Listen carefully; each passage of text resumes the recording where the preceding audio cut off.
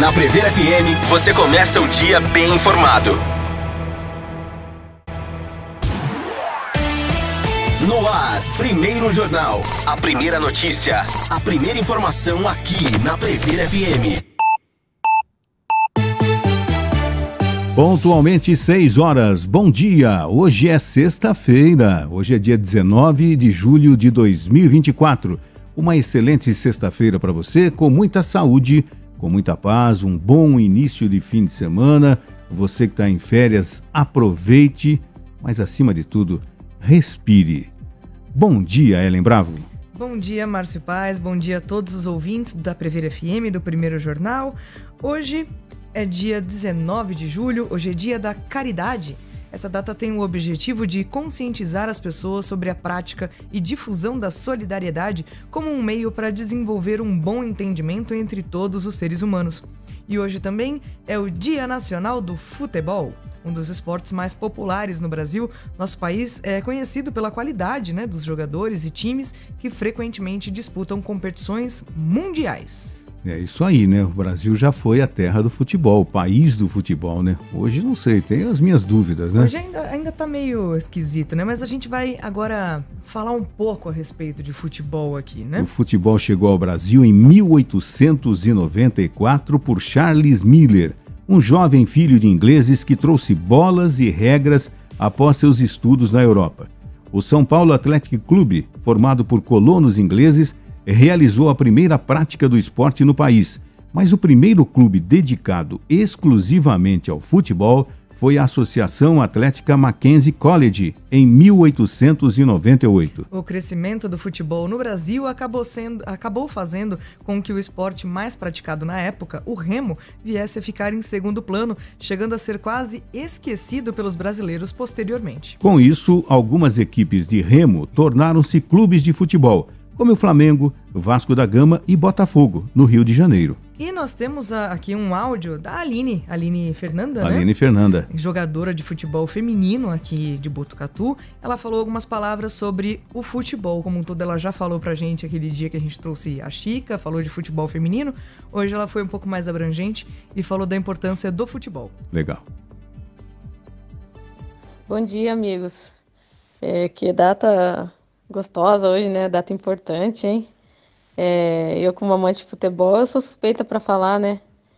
Futebol, que é um esporte mais adorado aí no nosso país, colabora muito para, assim como outros esportes, mudar a rota de milhares de jovens.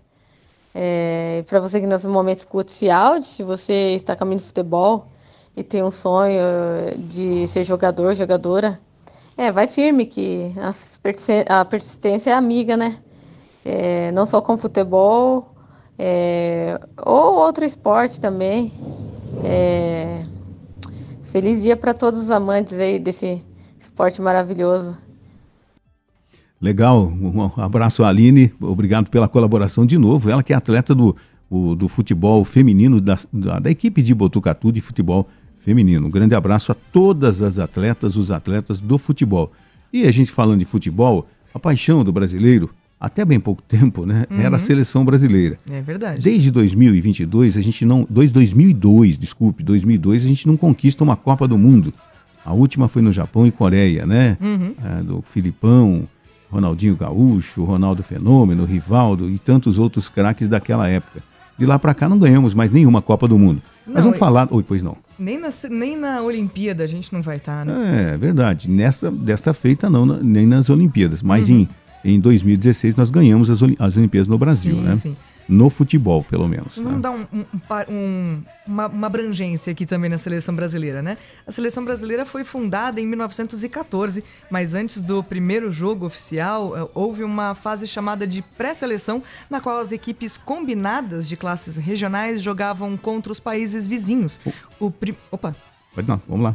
O primeiro jogo feito pelo Brasil foi no dia 21 de julho de 1914 contra o Exeter City, um time inglês, com vitória de 2-0 para o Brasil. Em 20 de agosto de 1916, surgiu a Confederação Brasileira de Desportos, a CBD, entidade que seria responsável pelo desenvolvimento desportivo do Brasil.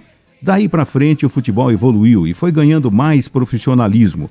O primeiro título veio em 1919, pelo Campeonato Sul-Americano, atual Copa América. Em 1930 foi realizada a primeira Copa do Mundo no Uruguai e o Brasil, o único país que esteve em todas as edições do torneio até hoje, já estava lá. Mas a seleção não conseguiu passar da primeira fase, assim como aconteceu na edição seguinte do Mundial. Em 1958, na Suécia, o Brasil conquistou seu primeiro título mundial, destacando-se Pelé aos 17 anos, aclamado como o rei do futebol. Esta vitória marcou o início da era de ouro da seleção brasileira, que de 1958 a 1970 venceu 3 títulos em 4 Copas. O bicampeonato veio em 1962, no Chile, em 1970, no México. O Brasil conquistou o tricampeonato de forma dominante, marcando 23 gols e sofrendo apenas 2. A seleção de 1970 é considerada uma das melhores da história, com nomes como Carlos Alberto Torres, Jairzinho, Tostão, Gerson, Clodoaldo, Rivelino e, é claro, Pelé. Em 24 de setembro de 1979, surgiu a Confederação Brasileira de Futebol, a CBF, responsável exclusivamente pelo futebol brasileiro. Em 1994, o Brasil, sem ser favorito, conquistou o tetracampeonato com destaque para Romário e Bebeto. O Brasil se tornou a primeira seleção a vencer 4 Copas do Mundo. Em 2002, novamente não sendo considerado favorito, o Brasil surpreendeu com Ronaldo Fenômeno, artilheiro do torneio com 8 gols, com Rivaldo também em grande forma. A seleção conquistou o pentacampeonato, mantendo sua supremacia mundial. E como você falou, desde então, mais nenhuma Copa do Mundo veio pra gente aqui, né? Verdade, mas o Brasil é o único país do mundo que tem 5 campeonatos. 5 campeonatos, pentacampeão. Mas, infelizmente, nos últimos tempos a gente só tem tido tristeza, né? Bom, inclusive, falando em tristeza, Márcio, infelizmente é um capítulo importante do futebol a ser falado, né? O racismo, né? No Brasil, inicialmente, as equipes de futebol eram formadas por estudantes brancos e ricos. Com o tempo, algumas equipes foram abrindo as portas para acolher jogadores que não pertenciam à classe alta, incluindo negros. O aparecimento de Pelé após a Copa do Mundo de 58 também contribuiu para uma amenização nos problemas em relação ao racismo. O destaque desse jogador produziu no país o sentido de que os jogadores de futebol deveriam vir da camada pobre da sociedade e alcançar o ápice da carreira após muito sofrimento e batalhas. Com o passar dos anos, outros grandes nomes surgiram no cenário nacional do futebol, trazendo as características que eram semelhantes às do rei do futebol.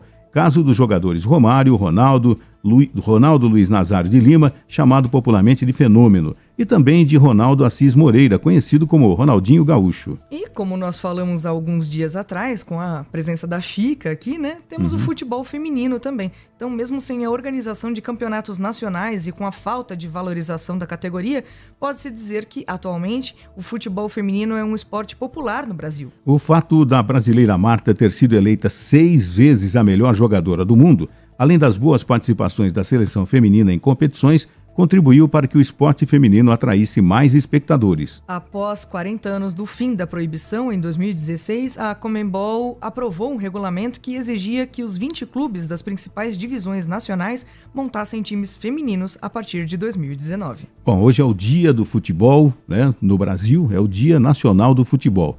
Então, a nossa homenagem, e durante os breaks comerciais aqui do nosso Prever FM, a gente vai ter narrações de Copas do Mundo, de finais de Copa do Mundo, com narradores que muita gente vai se lembrar, muita gente ouviu falar, muita gente nem ouviu falar, desde a Copa de 58. Vamos ter a narração da Copa de 58, de 62, de 70, de 94 e de 2002, nos breaks comerciais aqui do Primeiro Jornal. É isso aí, agora nós vamos às manchetes do dia.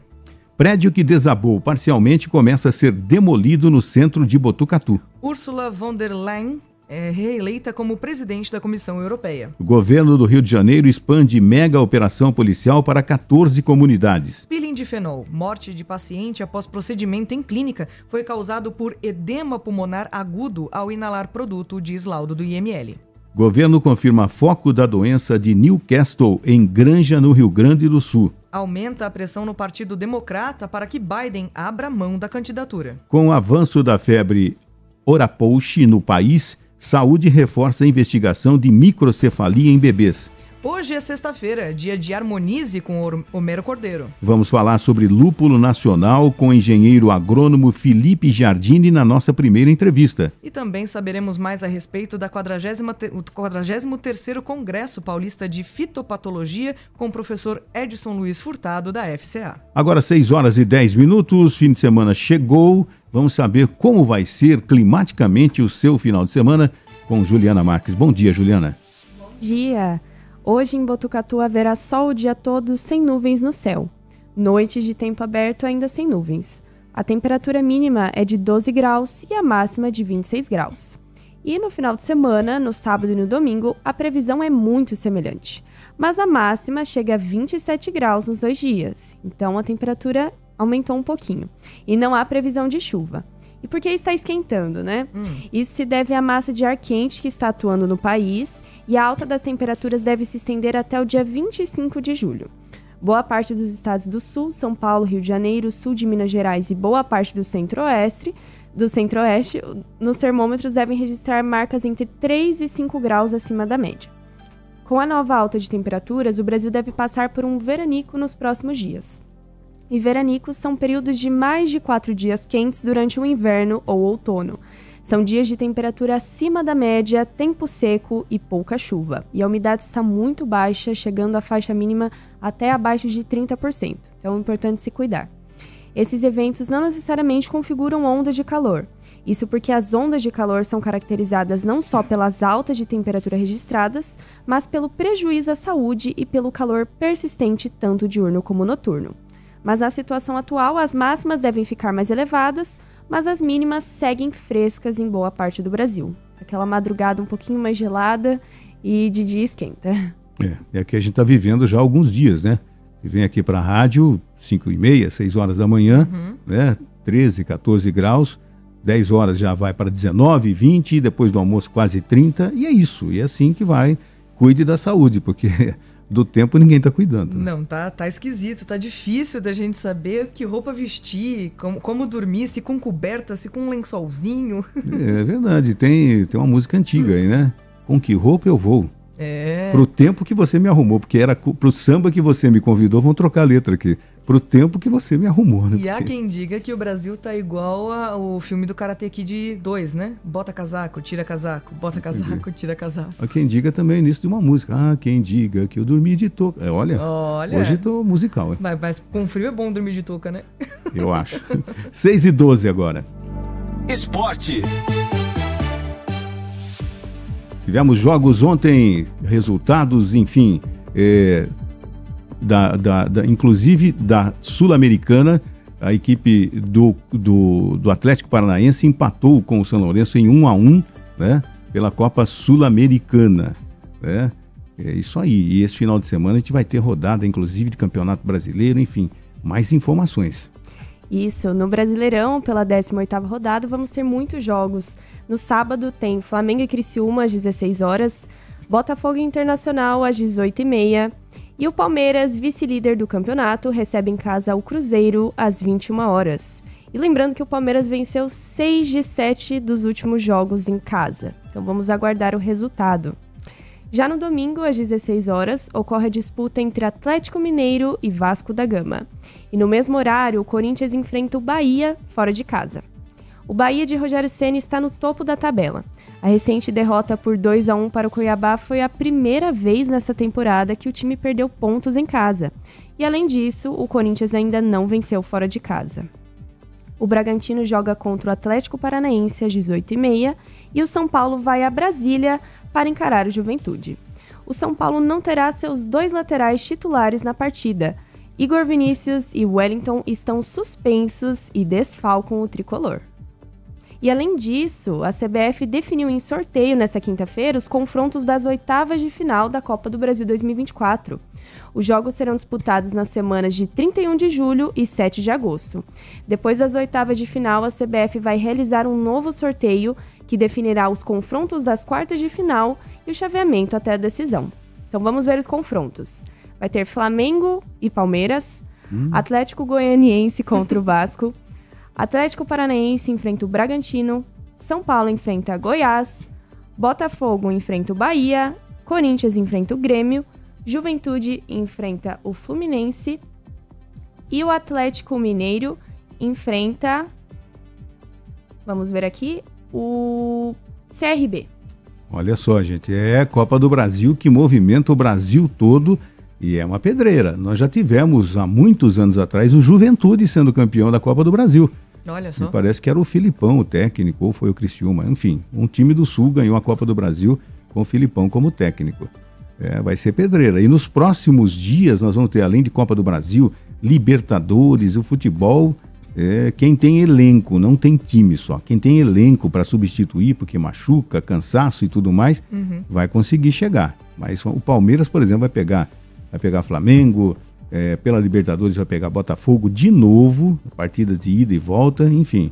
Muitas emoções guardadas ainda. Tem muita coisa para acontecer. E lembrando que nós estamos a uma semana das Olimpíadas também. Já começa. E foi muito legal ontem a entrevista com o Michel. Muita gente comentou com a gente, do Michel Augusto, o judoca do SESI Botucatu, que embarcou ontem, já deve estar lá nas imediações de Paris, né? Logo chega a Vila Olímpica, porque no dia 27, um dia depois do início das Olimpíadas, o Michel já vai lutar pelas oitavas. Já tem competição. Das Olimpíadas na categoria judô até 60 quilos. Boa. 6h16. Com Ronaldinho, Barcelona lança nova camisa para a temporada 2024-2025. O Barcelona lançou nesta quinta-feira sua camisa para a temporada 24-25. Em vídeo divulgado nas redes sociais, o ex-jogador brasileiro Ronaldinho Gaúcho, um dos maiores ídolos da história do clube, foi o protagonista. A nova camisa do Barcelona comemora os 125 anos de fundação do clube. Outros ídolos da história, como Iniesta, Puyol, Stojkovic. Aí, boa, Stojkovic e Alexia Putellas, é isso? Isso. Também aparecem no vídeo, assim como referência a Messi. Jogadores do atual elenco também protagonizaram a peça, com destaque para Rafinha e Yamal, uma da sala com bandeiras do Brasil. Muito bom. Legal, né? E muita gente aqui do Brasil, né? Você muitos viu jovens, eu não vi a camisa ainda, mas muitos jovens vão querer comprar, né? Porque tem gente que coleciona, a admiração pelo futebol do Barcelona e do Real é muito grande, em virtude de Messi ter jogado lá, o Ronaldinho Gaúcho, enfim. E tem muita gente que adora colecionar camisas de futebol, né? Verdade. Haja armário em casa, né? Nossa.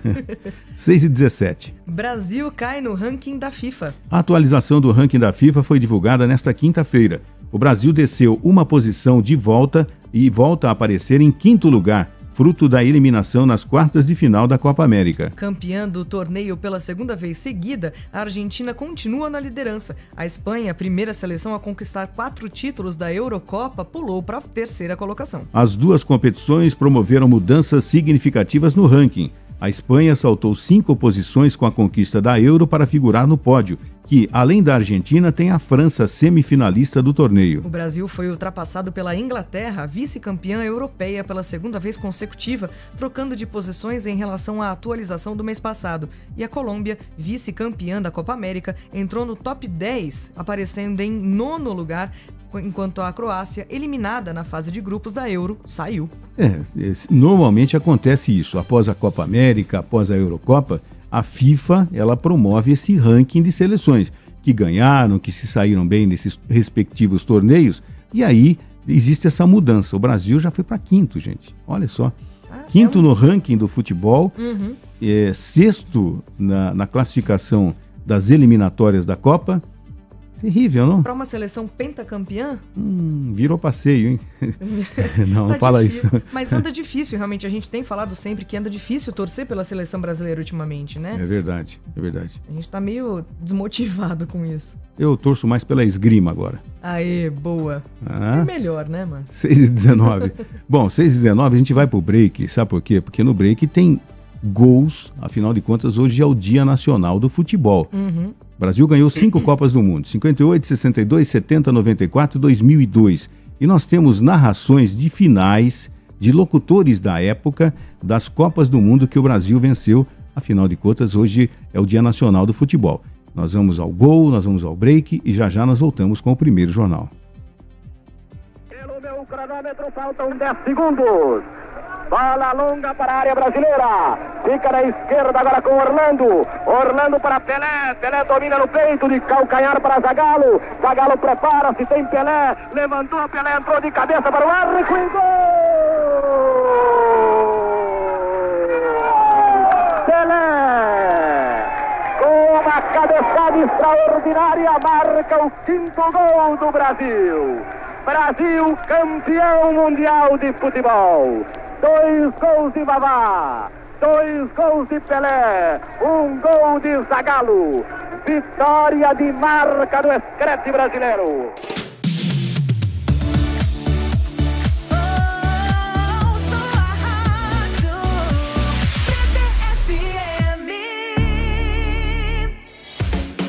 Você sabia que o Sistema Prever tem parceria com laboratórios de exames clínicos e de imagem? De raio-x até tomografia, você faz o exame com valor diferenciado e em diversos laboratórios. Informe-se 3811 4040. Pode sentar, se acomoda que temos uma sessão cheia de boa música. Sessão das 8, é pra apreciar. 2 edições, 8 da manhã e às 8 da noite.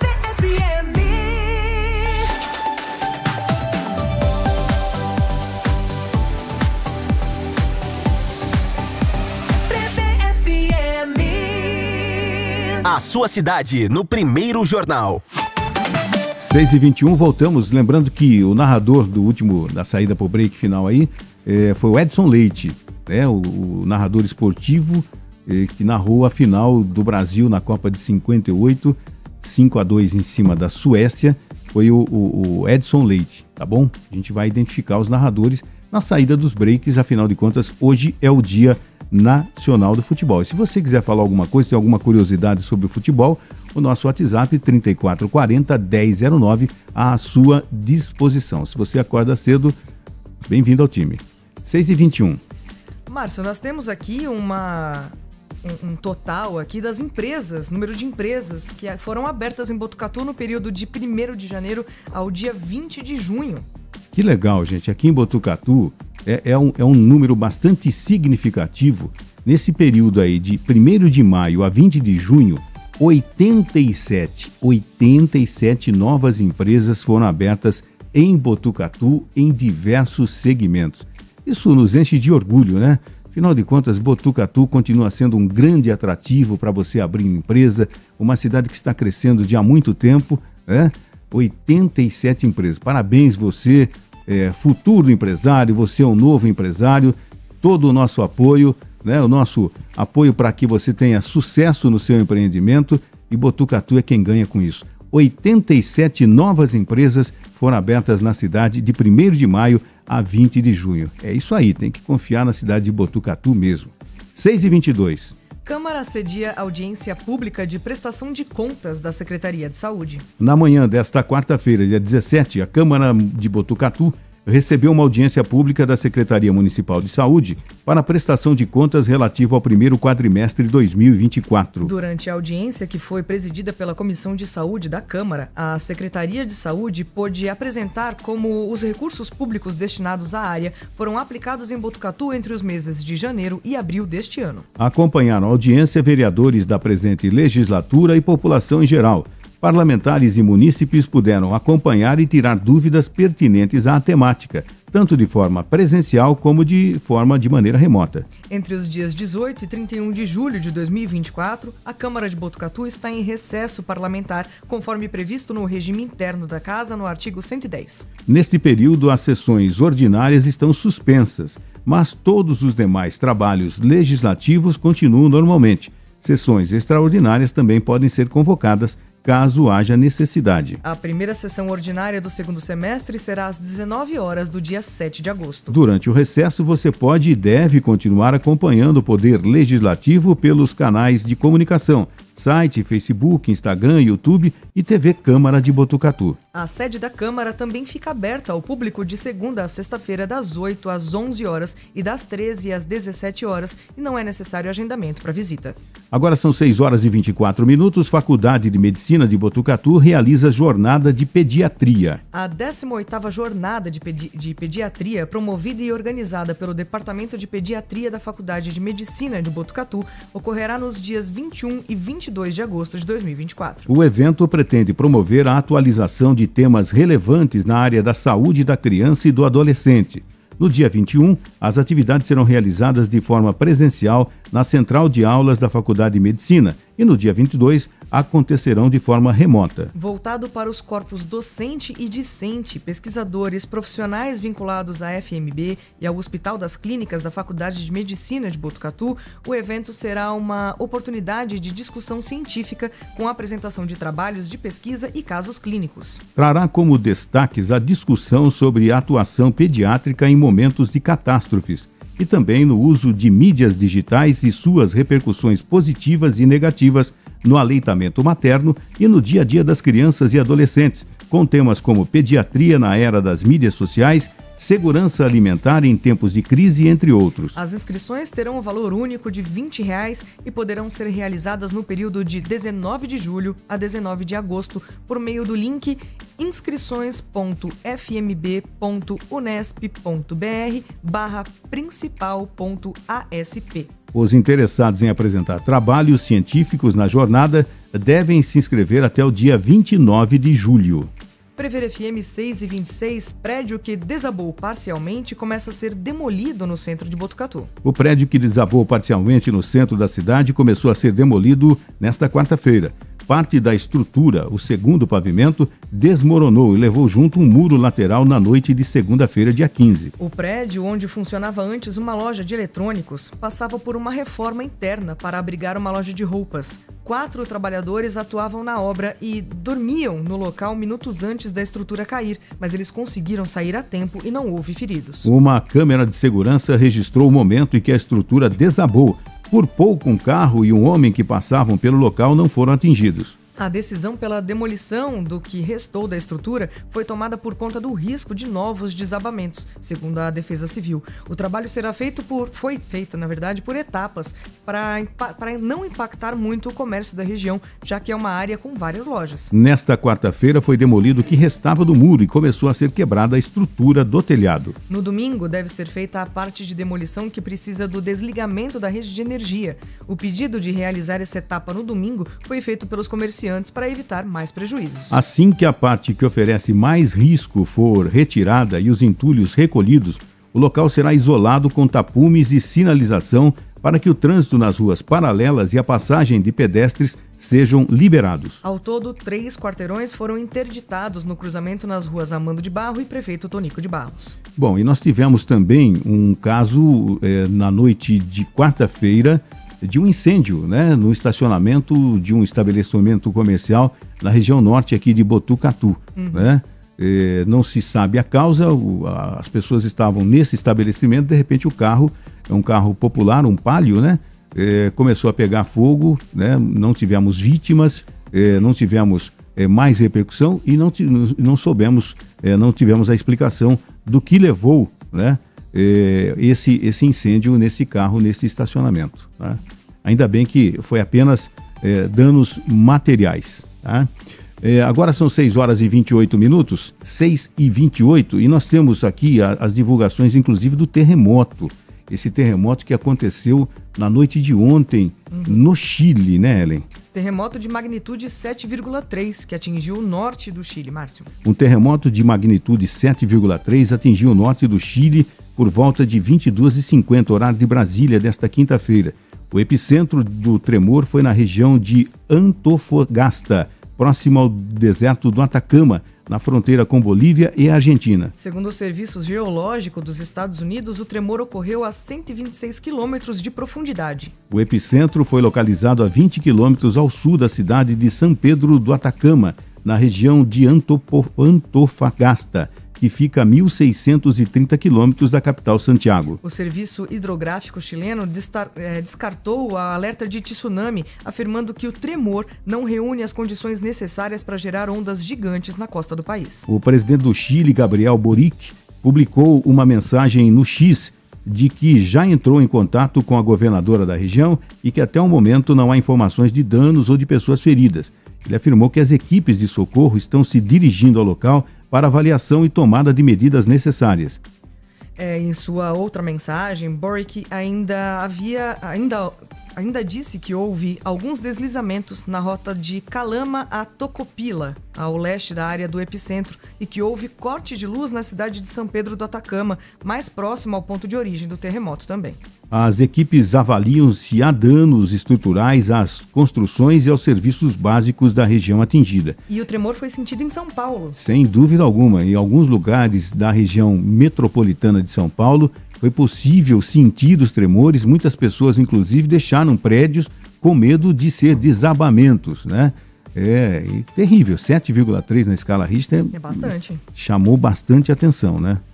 6h30 agora. Apagão cibernético atrasa voos e prejudica serviços bancários e de comunicação ao redor do mundo. Um apagão cibernético está provocando atrasos em voos, além de prejudicar serviços bancários e de comunicação ao redor do mundo nesta sexta-feira. As principais companhias aéreas dos Estados Unidos paralisaram todos os voos. Segundo a Associated Press, o apagão envolve usuários da Microsoft. O governo da Austrália disse que o incidente está aparentemente relacionado a um problema global na empresa de segurança cibernética CrowdStrike. Em um comunicado, a CrowdStrike confirmou que está ciente de falhas no sistema operacional Windows relacionado ao sensor Falcon. Até a última atualização desta reportagem, nenhum problema havia sido reportado no Brasil. Segundo a rede de TV norte-americana ABC, nenhum voo da American Airlines, United e Delta deve decolar nas próximas horas. As viagens que já estão em andamento continuarão normalmente. Problemas técnicos foram reportados nos maiores aeroportos da Europa e na Índia, com atrasos de voos. Em Berlim, todas as decolagens ficaram suspensas por algumas horas. Outros problemas de tecnologia foram reportados ao redor do mundo. Nos Estados Unidos, o serviço de emergência 911 ficou fora do ar no Alasca. Serviços bancários e de mídia da Austrália foram afetados, sendo que algumas lojas fecharam temporariamente. Alguns bancos da Nova Zelândia também ficaram fora do ar. No Reino Unido, o serviço de trem disse que foi afetado e pode enfrentar cancelamentos. Já o canal Sky News chegou a ficar fora do ar por dificuldades em fazer transmissões ao vivo. Além disso, autoridades de saúde reportaram que a agenda virtual usada por médicos estava fora do ar. No continente africano, um dos maiores bancos da África do Sul anunciou que enfrenta problemas com todos os serviços afetados nacionalmente. Isso aconteceu na madrugada, tipo 1h30, 2 horas, horário de Brasília. Né? Em questão do fuso horário, nós tivemos acontecimentos na Austrália, na África, nos Estados Unidos, com voos cancelados. A gente fica imaginando, né?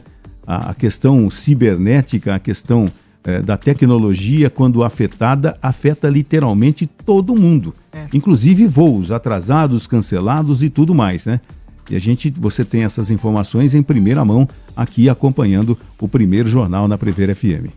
6h32. Ursula von der Leyen é reeleita como presidente da Comissão Europeia. Ursula von der Leyen foi reeleita para um segundo mandato de 5 anos como presidente da Comissão Europeia, após uma votação dos legisladores da União Europeia, numa altura em que a concorrente principal do continente procura reafirmar-se face a uma extrema-direita ganhando popularidade. Numa apresentação anterior ao Parlamento Europeu em Estrasburgo, França, von der Leyen se comprometeu nesta quinta-feira a investir em infraestrutura e na indústria, a criar uma nova União Europeia de Defesa e a manter o rumo na transição verde do continente. Após votação secreta, von der Leyen foi reeleita com 401 votos a favor e 284 contra. Ela precisava de ao menos 361 votos para garantir a maioria no parlamento de 720 assentos. Von der Leyen, que liderou a comissão durante a pandemia de Covid-19 e o início da invasão em grande escala da Ucrânia pela Rússia,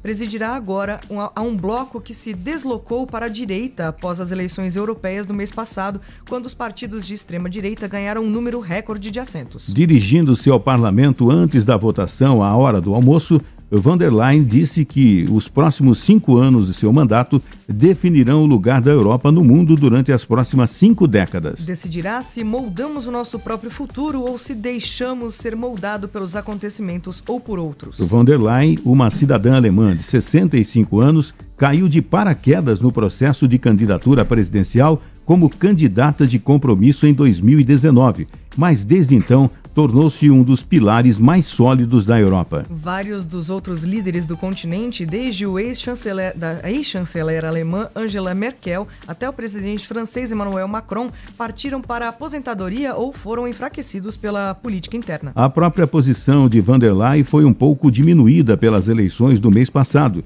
que registraram um aumento no apoio à extrema-direita e viram o centro em Bruxelas encolher. A sua reeleição não era certa, mas amplamente esperada, depois de ter sido proposta pelos líderes da União Europeia e poder contar com o apoio do seu Partido Popular Europeu de centro-direita, bem como dos socialistas e democratas de centro-esquerda e do liberal Renew Blocos. Pouco antes da votação desta quinta-feira, o Bloco Verde também anunciou que a apoiaria. Von der Leyen publicou uma proposta política de 31 páginas, definindo as suas prioridades caso ganhasse um segundo mandato. Ecoando as observações que fez após a votação do mês passado, ela sublinhou: é essencial que o centro democrático na Europa resista face ao ressurgimento dos extremos, apelando aos principais partidos para estarem à altura da escala das preocupações e dos desafios que as pessoas enfrentam. Von der Leyen comprometeu-se a turbinar o investimento necessário aos governos da União Europeia com dificuldades financeiras para sua transição verde, digital e social. Ela também prometeu criar uma União Europeia de Defesa e nomear um comissário para a defesa, um novo papel para o bloco que foi forjado em tempos de paz, mas que desde então teve de responder à guerra brutal da Rússia na Ucrânia e à perspectiva de os Estados Unidos deixarem a comunidade internacional sob liderança de Donald Trump. No âmbito da nova União de Defesa proposta, os Estados-membros manterão a responsabilidade pelas suas próprias tropas, mas trabalharão mais estreitamente com outros para coordenar esforços para fortalecer a base industrial de defesa. Ela também propôs um sistema de defesa aérea e medidas de proteção cibernética em toda a Europa. Falando em Estrasburgo, antes da sua reeleição, von der Leyen disse que a recente viagem do primeiro-ministro húngaro Viktor Orbán a Moscou para se encontrar com o presidente russo Vladimir Putin foi uma missão de apaziguamento e prometeu manter o apoio da União Europeia à Ucrânia. A reeleição de von der Leyen ocorreu um dia depois de o segundo tribunal mais alto da União Europeia ter proferido uma repreensão invulgar à comissão, decidindo que esta não foi suficientemente transparente sobre os contratos que assinou para as vacinas contra a Covid-19 durante a pandemia. 6h37, Maduro fala em banho de sangue caso não vença a eleição na Venezuela. O presidente da Venezuela, Nicolás Maduro, alertou para a possibilidade de um banho de sangue e uma guerra civil, caso não vença as eleições marcadas para o próximo dia 28. Maduro busca um terceiro mandato de 6 anos e a disputa tem sido marcada por denúncias de prisões de opositores acusados pelo governo de conspirar para derrubá-lo. Para Maduro, apenas a sua vitória garantirá a paz no país. O presidente venezuelano reforçou que o resultado das eleições é crucial para evitar conflitos. Quanto mais contundente for a nossa vitória, mais garantias de paz vamos ter, disse Maduro durante discurso no bairro de La Vega, em Caracas, na última quarta-feira. Declarações repetem discurso feito na semana passada. Na quinta, dia 11, Maduro disse que a Venezuela decidirá entre guerra e paz nas próximas eleições.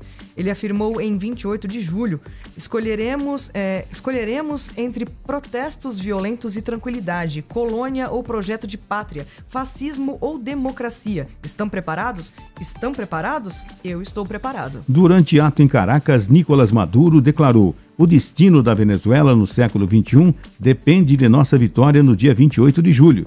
Se não querem que a Venezuela caia em um banho de sangue, em uma guerra civil fratricida causada pelos fascistas, precisamos garantir a maior vitória da história eleitoral do nosso povo. Quanto mais contundente for a vitória, mais garantias de paz vamos ter. O líder da oposição fala em escalada repressiva na Venezuela. Estou ligando um alarme para o mundo sobre a escalada da repressão de Maduro contra aqueles que trabalham na campanha eleitoral ou nos ajudam em qualquer parte do país. Ele fez da violência e da repressão a sua campanha eleitoral, denunciou Maria Corina Machado, que foi impedida pela justiça de concorrer à presidência. Impressionante, né? Uma declaração super infeliz, né? E as pesquisas demonstram que o Maduro não está liderando as pesquisas. Dia 28 de julho é um pouco mais que uma semana, né? Muita coisa vai acontecer e que as autoridades internacionais fiquem atentas ao que pode ocorrer na Venezuela, tá? desse ditador Nicolás Maduro. Infelizmente, uma decisão, uma declaração muito infeliz sobre as eleições na Venezuela. 6h39. Bom, nós temos mais um break agora, Márcio, e adivinha só, nós temos mais uma narração, né? Nós temos mais uma narração, deixa eu ver aqui quem foi o narrador desta feita. Esse narrador é o Geraldo José de Almeida. Os mais antigos, né, na década de 70, inclusive, ele foi o narrador da Copa do Mundo de 70 no México também, tá? Geraldo José de Almeida. Tinha o cabelo branquinho, bigode branco, tal, mas tinha uma característica toda pessoal. Em 1962, quando o Brasil venceu o bicampeonato no Chile, né, ele também foi o narrador. Lembrando que a gente está colocando esses gols, gente, porque hoje é o Dia Nacional do Futebol, homenageando os 5 títulos que o Brasil já ganhou um dia. Faz tempo que ganhou o último, 2002, enfim. Geraldo José de Almeida narrando a vitória do Brasil contra o Chile em 1962. Vai se adiantando o Hermesfield.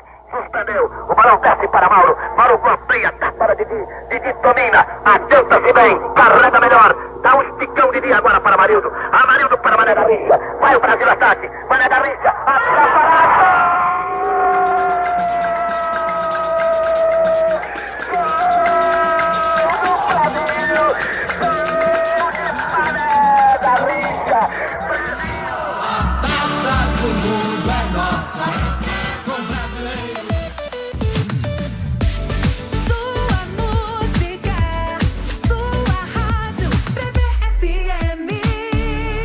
As nacionais têm espaço garantido na programação da Prever FM. De segunda a sábado, 1h20 da tarde, o território é nacional. Prever FM. Curso de gestantes da Unimed Botucatu. A gestação, o parto, a amamentação e tudo aquilo que os pais precisam saber sobre os cuidados com o recém-nascido. De 5 a 9 de agosto, às 7 da noite, na sede administrativa da Unimed, Rua Major Leônidas Cardoso, 43, Centro. O curso é gratuito e aberto a toda a população. Informações e inscrições 3811-4503. Onde tem Unimed, tem presença que transforma. Prever FM. Você sabia que o Sistema Prever tem ambulância gratuita para levar o associado com hora marcada em consultas em clínicas, hospitais ou fisioterapia? Veículos novos e equipe treinada para te ajudar neste momento delicado com segurança e conforto. Informe-se 3811-4040.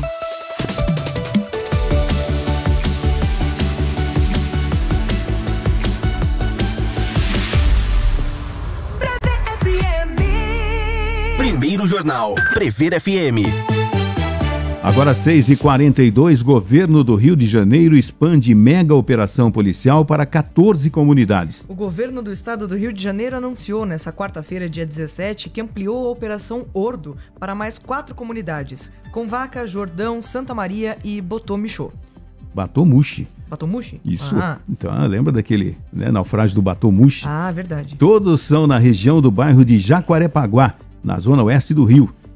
A expansão foi possível por causa do avanço das informações de inteligência da Polícia Civil, segundo informações do governo. O governador Cláudio Castro, do PL do Rio de Janeiro, confirmou que a mega operação das polícias tem um êxito muito grande. Até o momento, mais de 60 pessoas já foram presas, incluindo 7 menores de idade. Estamos expandindo para que a população dessas comunidades e bairros possam ter de volta o direito de ir e vir. O trabalho de inteligência é fundamental para garantir o bem-estar dos moradores, comerciantes e empresários que investem de forma legalizada nessas regiões, disse o governador. Segundo o secretário da Segurança Pública do Estado, Victor Santos, a operação não tem data para acabar. O trabalho de inteligência não para, é 24 horas. Por isso foi identificada a necessidade de expandir a ação. O Estado está focado no combate e na asfixia das organizações, ressaltou. A ação integrada conta com o apoio de órgãos e concessionárias de serviços públicos e essenciais e da Prefeitura do Rio. As polícias civil e militar do Rio de Janeiro deflagraram na manhã da última segunda-feira, dia 15, uma operação que junta vários órgãos do Estado, da Prefeitura e também concessionárias. Na lista, há locais dominados tanto pelo tráfico de drogas quanto pela milícia. Cerca de 2.000 agentes públicos serão mobilizados por dia na ação. A mega operação abrangia inicialmente 10 comunidades do estado. Cidade de Deus, Gardênia Azul, Rio das Pedras, Morro do Banco, Fontela, Muzema, Tijuquinha, Sítio do Pai João, Terreirão e César Maia. A ação tem como objetivo asfixiar financeiramente o crime organizado e combater os altos índices de criminalidade registrados na zona oeste da cidade. Gente, se esse tipo, a gente comentou ontem, esse tipo de ação tinha que ser constante, 24 horas, ad eterno, para sempre, porque até se tentar, né? Eu tenho as minhas dúvidas de quais serão os resultados dessas megas operações. Mas precisa ser feito para acabar com os milicianos. Miliciano é um câncer no Rio de Janeiro de há muito tempo, financia tudo, inclusive políticos, né? É verdade. 6h45. Peeling de fenol.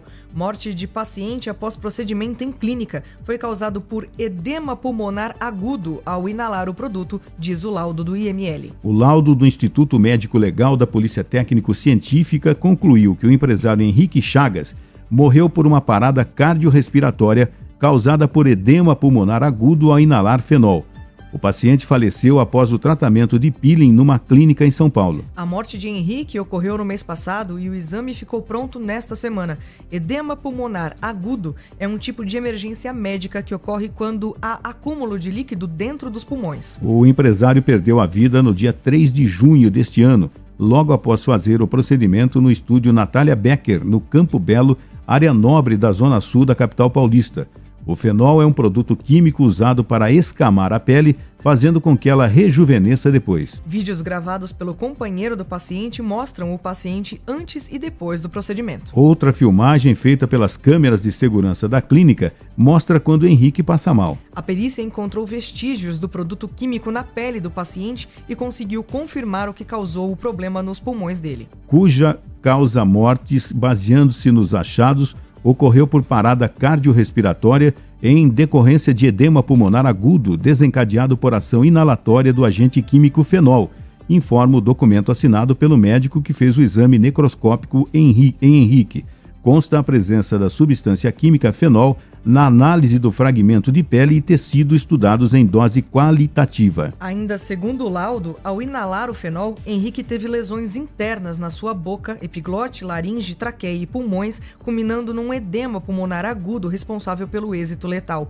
Essas alterações, segundo o documento, causaram danos na função respiratória. O relatório ainda aponta que a escarificação, cortes e feridas causadas pelo procedimento no rosto de Henrique podem ter facilitado a absorção do produto. Henrique tinha 27 anos e era dono de um pet shop em Pirassununga, interior de São Paulo, onde foi enterrado. Henrique pagou R$5.000 pelo tratamento. O empresário se queixava de marcas de acne que adquiriu na adolescência. Segundo o Conselho Federal de Medicina, o tratamento é invasivo e pode trazer risco à saúde, como taquicardia. Por esse motivo, somente médicos dermatologistas podem fazer o procedimento de acordo com o órgão. Quem aplicou o peeling de fenol em Henrique foi a influenciadora digital Natália Fabiana de Freitas Antônio, que se apresenta como Natália Becker nas redes sociais. Ela também é a dona da clínica. A mulher foi indiciada pela Polícia Civil por homicídio por dolo eventual, quando se assume o risco de matar. Ela responde ao crime em liberdade. Procurados pelo G1, os delegados Eduardo Luiz Ferreira e Sâmia Olivier Martins de Oliveira, do 27º Distrito Policial da capital paulista, que investiga o caso, disseram que o laudo com a causa da morte de Henrique Chagas será anexado ao inquérito. Devemos relatar o inquérito policial nesta semana à Justiça, disse o delegado Eduardo. Não devemos indiciar mais ninguém. O Ministério Público decidirá depois se denuncia ou não Natália pelo homicídio. 6h48, e a gente já deu ampla divulgação a esse caso, inclusive com a presença de um especialista, o Dr. Pedro Colli, médico dermatologista, aqui no estúdio do Primeiro Jornal, para falar sobre esse assunto, né? Para causar realmente alerta às pessoas que sempre, qualquer procedimento, tem que ser um profissional, um médico dermatologista num caso como esse. 6h48, e governo confirma foco da doença de Newcastle em Granja, no Rio Grande do Sul. O Ministério da Agricultura e Pecuária, o MAPA, confirmou nesta quarta-feira, dia 17, um foco da doença de Newcastle em uma granja localizada no município de Antagorda, no estado do Rio Grande do Sul. Segundo o Ministério, a granja onde foi encontrado o foco foi interditada, incluindo a suspensão de movimentação das aves. O MAPA informou também que o consumo de produtos avícolas inspecionados pelo Serviço Veterinário Oficial permanece seguro. De acordo com o Ministério, a doença é causada por um vírus que afeta aves domésticas e selvagens, provocando sintomas respiratórios frequentemente seguidos por manifestações neurológicas, diarreia e inchaço na cabeça desses animais. De acordo com o Departamento de Saúde Animal e Insumos Pecuários, embora a doença possa afetar os seres humanos, geralmente ela causa apenas uma conjuntivite leve e temporária em pessoas que entraram em contato direto com aves infectadas. O diagnóstico positivo foi realizado pelo Laboratório Federal de Defesa Agropecuária de São Paulo, reconhecido como Laboratório de Referência Internacional para o Diagnóstico de Doença de Newcastle pela Organização Mundial de Saúde Animal. O Ministério informou que a Secretaria de Defesa Agropecuária, em conjunto com a Secretaria da Agricultura, Pecuária, Produção Sustentável e Irrigação do Rio Grande do Sul, vão eliminar todas as aves infectadas e realizar a limpeza e desinfecção do local para erradicar o foco da doença. Também será realizada a investigação complementar em raio de 10 quilômetros ao redor da área de ocorrência do foco,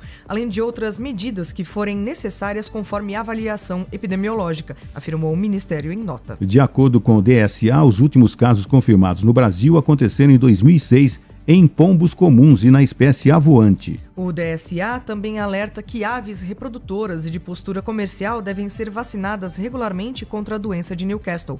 Os estabelecimentos avícolas que enviam aves para locais com aglomerações ou para venda de aves vivas são obrigados a manter apenas aves vacinadas. Agora 6h51, aumenta a pressão no Partido Democrata para que Biden abra mão de candidatura. Na noite da última quarta-feira, dia 17, a Casa Branca informou que o presidente Joe Biden testou positivo para a Covid e que ele está com sintomas leves e que, por isso, cancelou a participação em um evento em Las Vegas. A quarta-feira foi de muita pressão política no Partido Democrata. Uma pesquisa divulgada nesta quarta-feira, 17, mostrou que 2/3 dos eleitores democratas querem que Biden desista da disputa. Biden também perdeu nessa quarta mais um apoio importante no partido. O deputado Adam Schiff escreveu no Los Angeles Times. Schiff é muito próximo da ex-presidente da Câmara, Nancy Pelosi, uma figura de peso no Partido Democrata. A imprensa americana considera que a declaração dele seria, na verdade, um recado de Pelosi para Biden. Adam Schiff é candidato ao Senado pela Califórnia. Nos bastidores, a nova estratégia dos megadoadores da candidatura de Biden é pressionar essas campanhas legislativas para atingir o presidente. Por exemplo, Tom Stryker, dono de uma agência de talentos de Hollywood, prometeu dinheiro para 7 candidatos a senadores democratas, mas avisou que se eles não se manifestarem contra Biden, não verão um centavo. O presidente americano esteve na quarta-feira em Las Vegas, para onde foi em busca dos eleitores latinos. As pesquisas indicam que muitos estão decepcionados com ele por não ter cumprido as promessas de facilitar a imigração e também insatisfeitos com o custo de vida. Biden iria discursar na maior conferência de latinos da América do Norte no final da tarde. Depois de 1h30 de atraso, a organizadora do evento anunciou que o pronunciamento havia cancelado porque Biden estava com Covid. A Casa Branca, em um comunicado, disse que Biden não tem febre, mas está com o nariz escorrendo, tosse e que se sente mal. Ele voltou para sua casa, onde ficará trabalhando em isolamento. E ontem a convenção dos republicanos, oficializou o nome de Donald Trump para ser o candidato do partido nas eleições de novembro. E ele continuou batendo naquela tecla contra a imigração, principalmente mexicanos, cerrar as fronteiras e que vai ser o presidente da América. Voltou aquele discurso forte com relação a imigrantes dentro dos Estados Unidos. A disputa vai ser acirradíssima e nós vamos ter novidades nos próximos dias. A pressão com relação aos democratas para a renúncia do Biden tem sido muito grande. E eles precisam do quê? De apoiadores. Esses apoiadores significa muita grana para poder fazer a campanha, tá? Estão achando que o Biden não vai resistir e vai acabar desistindo. 6h53. Como você diz, essa novela vai longe ainda. Vai vamos longe, esperar os próximos capítulos. Vamos aguardar, mas também não pode se adiar muito tempo em virtude de começar de fato uma campanha, já que os republicanos já definiram o Trump, oficializaram o nome de Trump como o candidato oficial, Prever FM 6h54. Com o avanço da febre oropouche no país, saúde reforça a investigação de microcefalia em bebês. Com o avanço dos casos da febre oropouche e o anúncio de que os anticorpos do vírus foram encontrados em 4 bebês que nasceram com microcefalia e um em feto natimorto, O Ministério da Saúde e especialistas da área estão reforçando a necessidade de que todos os casos dessas mal-informações no país sejam notificados e investigados. Segundo a nota do Ministério, os achados são evidências da transmissão vertical do vírus, mas ainda não permitem confirmar se a infecção durante a gestação foi a causa das malformações neurológicas dos bebês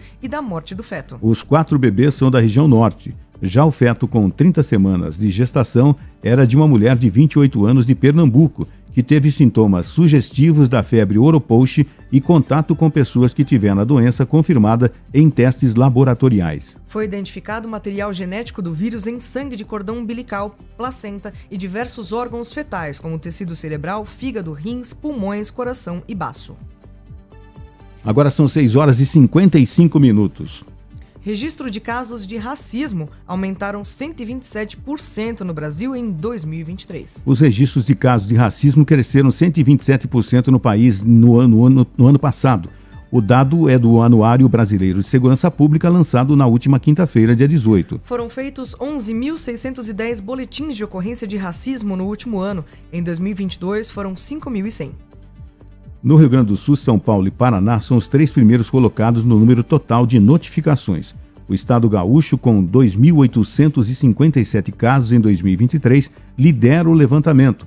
Também é o primeiro na taxa de casos por 100 mil habitantes, com 23,2. Pela primeira vez, o Fórum Brasileiro de Segurança Pública, responsável pelo anuário, conseguiu dados de todas as unidades federativas sobre o tema. Em menor proporção, as ocorrências por injúria racial também cresceram em 2023. Foram 13.897 no último ano, 13,5% a mais que 12.237 de 2022. O presidente Lula sancionou em janeiro de 2023 uma lei que equipara a injúria racial ao crime de racismo, após decisão do Supremo Tribunal Federal sobre o tema. A legislação vigente define como racismo a situação na qual a ofensa é dirigida a uma coletividade, enquanto a injúria racial ocorre quando a agressão é direcionada a um indivíduo. Não há previsão de fiança para nenhum dos dois. Como a Folha mostrou, os processos por injúria racial aumentaram 610% na comparação de 2020 com 2023, segundo dados do Conselho Nacional de Justiça. A disparada é puxada principalmente pela Bahia. O estado que tem a maior proporção de negros entre as unidades federativas é responsável por cerca de 8 a cada 10 processos novos nesse período. Em 2020, foram registrados 675 ações de injúria racial no Brasil. Já em 2023, foram 4.798, sendo 4.049 apenas na Bahia. Ao todo, o estado teve um crescimento de 647% no período, ainda maior que o da média do país. Você ouviu Primeiro Jornal Previr FM.